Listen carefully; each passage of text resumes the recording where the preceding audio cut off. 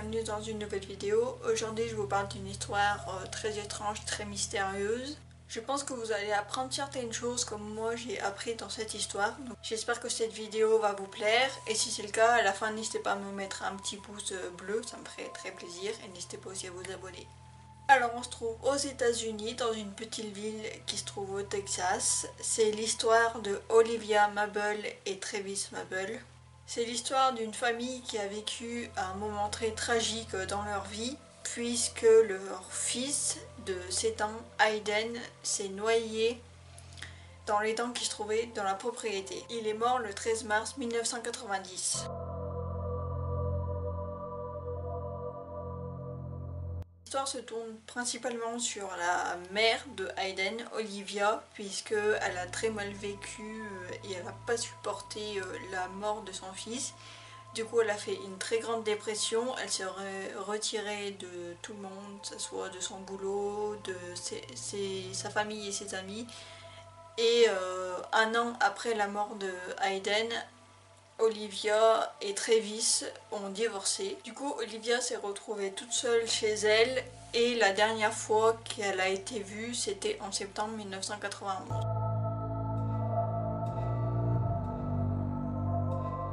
Deux ans après la disparition de Olivia, le 27 février 1994, les policiers ont reçu des appels silencieux qui provenaient de la maison des Mabel. Et du coup, à ce moment-là, les policiers se sont rendus sur place à la maison et ils ont découvert quelque chose de très horrible.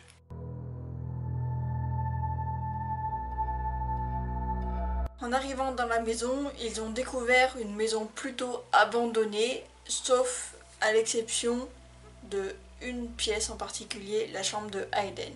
En arrivant dans la chambre de Hayden, ils ont retrouvé le corps sans vie de Olivia, qui était assise sur une chaise à bascule, habillée dans une chemise de nuit et des pantoufles. Et elle tenait dans ses bras une petite poupée faite en bâton qui représenterait Hayden. Et les policiers de Legis pensent qu'elle serait morte depuis déjà des mois.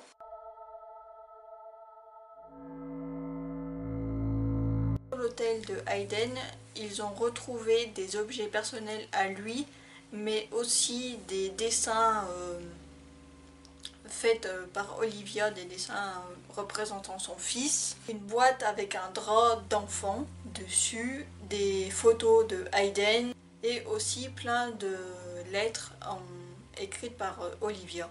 Et la chose la plus bizarre qu'ils ont retrouvée sur l'hôtel, c'est une urne avec les cendres qui serait possiblement celle de Hayden. Mais là, la chose qui va changer vraiment dans cette enquête et qui va devenir très étrange, c'est le fait qu'ils ont retrouvé des écritures en sanskrit.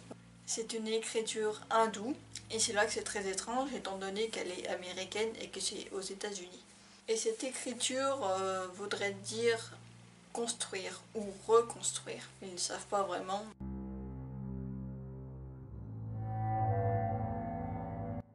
Le premier agent de police qui est rentré dans la chambre, c'était Francesca Santiago, et elle a dit qu'elle avait senti une très forte présence, voilà, une très forte présence de colère. Et elle dit qu'aussi son oncle était dans l'occulte et très noir, donc du coup elle avait facilement reconnaître les énergies comme ça, et surtout au niveau du paranormal. Et ils ont retrouvé une lettre à côté du corps de Olivia. Mais là, la chose qui est très étrange, c'est que la lettre a...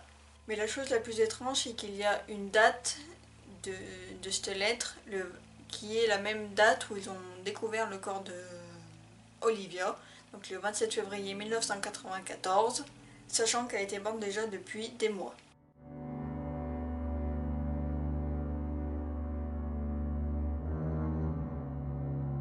Alors certaines personnes pensent que elle a déjà été préécrite, mais étant donné la date de l'écriture et que Olivia serait morte depuis quelques mois déjà, c'est là que ça devient très mystérieux et très bizarre.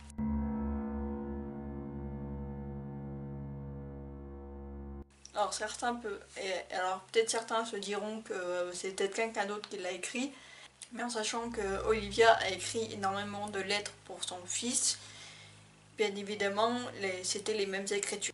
Avec toutes les choses étranges et mystérieuses qu'ils ont découvertes, certaines personnes pensent que Olivia aurait créé ce qu'on appelle un tulpa. Alors qu'est-ce que c'est un tulpa? C'est une entité qu'une personne pourrait créer par la force de la volonté et qui pourrait se manifester dans la vie réelle. Il y a certaines personnes qui pensent que Olivia aurait créé via la force de sa pensée l'image de Hayden. Sauf que là ça devient très étrange, c'est qu'on ne sait pas comment elle est décédée. Ils pensent pas à un suicide, c'est plutôt très étrange sa façon comment elle est décédée. Et du coup, est-ce que son tulpa qu'elle aurait créé serait retourné contre elle et serait devenu diabolique? C'est quelque chose de très étrange auquel ils n'ont pas eu de réponse. Voilà, il y a eu très peu de réponses. Et sinon, ça pourrait être peut-être aussi un esprit démoniaque, c'est possible. Du coup, ça reste très vague, mais il y a beaucoup de personnes qui pensent qu'elle aurait créé ce tulpa, voilà. Et le tulpa, c'est une entité spirituelle qui vient du bouddhisme tibétain.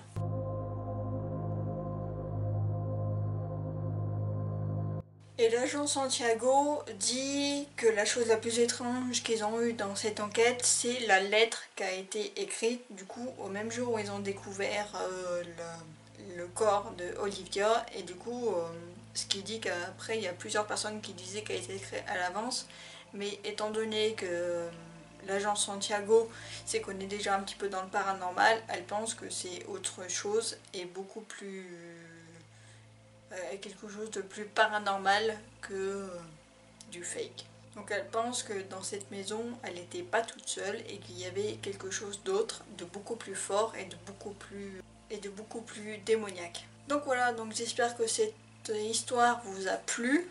Si c'est le cas, n'hésitez pas à me mettre un like sous la vidéo. Puis aussi n'hésitez pas à vous abonner à ma chaîne, comme ça moi on sera au courant quand il y aura des prochaines vidéos. Puis n'hésitez pas à aller voir aussi mes autres vidéos. Merci d'avoir regardé cette vidéo, puis on se dit à plus!